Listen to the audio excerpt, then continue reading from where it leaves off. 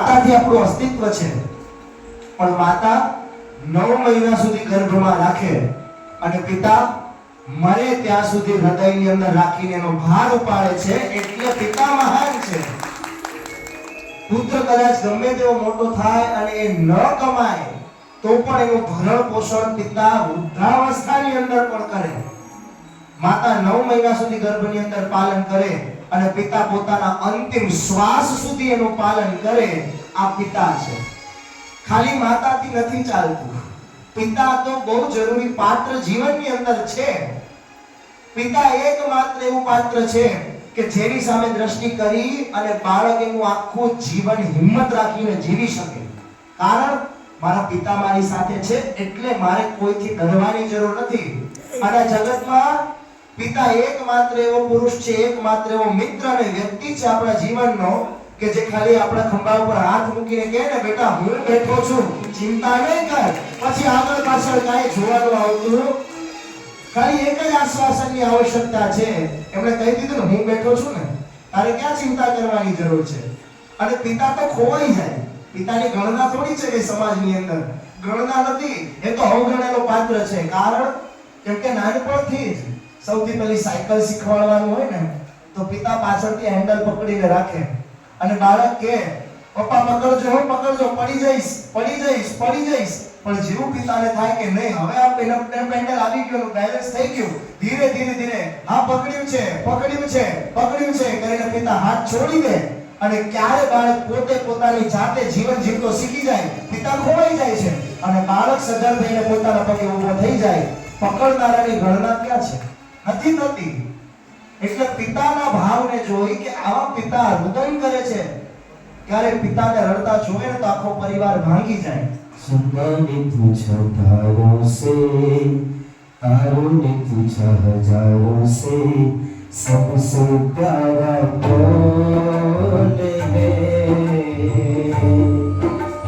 पापा, मेरे पापा, पापा, मेरे पापा.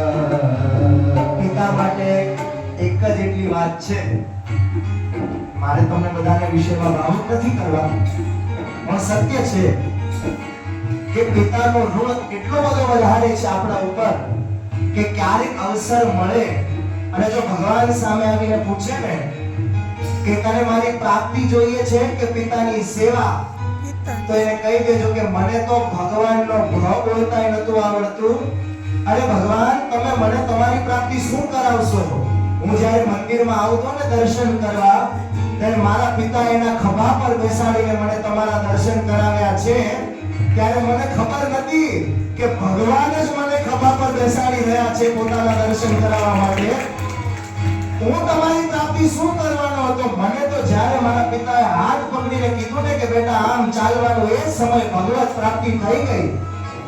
અને એક જ વાત છે, મોટી મોટી પૂજા ઉપાસના અને આરાધનાઓ કરનારા જેના ઘરે એના પિતા નિશાસા નાખે અને જેના પિતા એના પુત્ર અને સંતાનથી નથી થતા, એને આ જન્મની અંદર કોઈ પણ ઈશ્વર આવીને મુક્તિ આપી ન શકે ને ન શકે.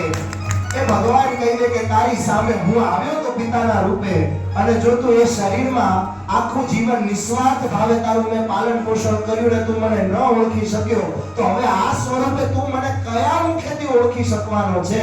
એવો અધિકારી જ નથી.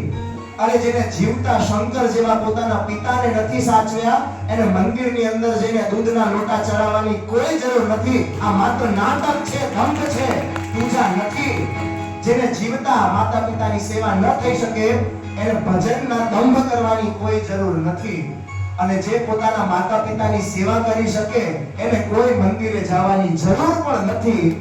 અને ભગવાન પાંડુરંગના સાક્ષી છે ને આજે પણ એ વિઠોબા ઉભા છે પંઢરપુરની અંદર. કહી દીધું કે હું તો આવી ગયો દર્શન કરવા, અને ઈંટ નાખીને કીધું કે ઉભા રહો, હજી તો મારા માતા પિતાની સેવા બાકી છે. આજે પણ આવી રીતે હાથ ધરીને ભગવાન રાહ જોવે છે. આ સનાતન પરંપરા છે. આ આપણી પરંપરાની અંદર પિતાનું મહાત્મ્ય છે. પિતાના મહાત્મ્યને ક્યારે પણ ઓછું ગણવું નહીં. આ વાત તો તમે બધા વિશેષ જાણો છો એટલે હું કોઈ બહુ એનો ખાસ વિસ્તાર નથી કરતો.